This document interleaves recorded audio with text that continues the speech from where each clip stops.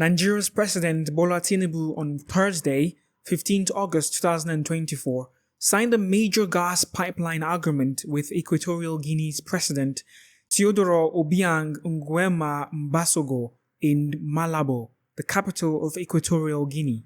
But before you pop the champagne and start counting the petrodollars, let's unpack this and see if it's truly the miracle it promises to be, or just another headline to add to the long list of ambitions that never quite materialize. First off, this agreement is about a new pipeline. Nigeria, the country that can't even keep its lights on, but somehow always finds a way to sign deals about exporting energy.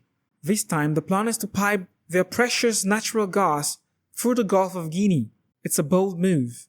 We're talking about transit rights, ownership splits, legislative measures, all the fine prints that can make or break deals. President Tinubu, in his usual confident tone, said this deal will open up new opportunities for gas exploration and employment.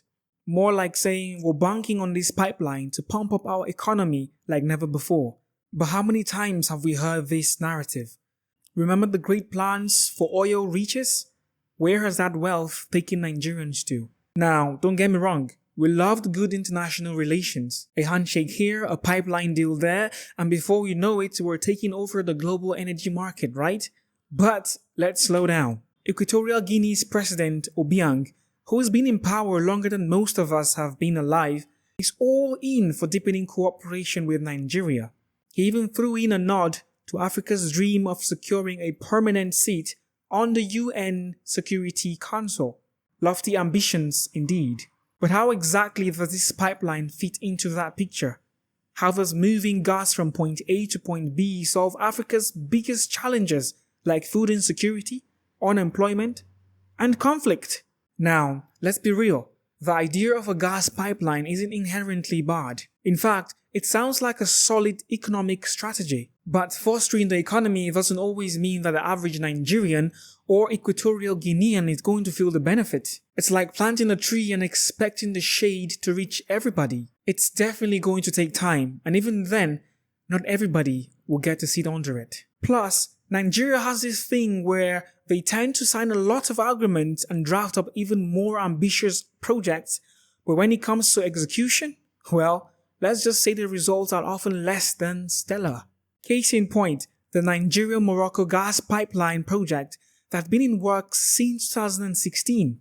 Where's the finished product? We are looking at a $25 billion investment, and yet, every time we check, it's still in the planning phase. Meanwhile, Europe is already planning its next renewable energy source, and we are still trying to figure out how to move gas across 13 African countries. Tinubu and Obiang also discussed security, food security, and Africa's industrialization efforts. But here's the thing, all these issues are deeply interconnected.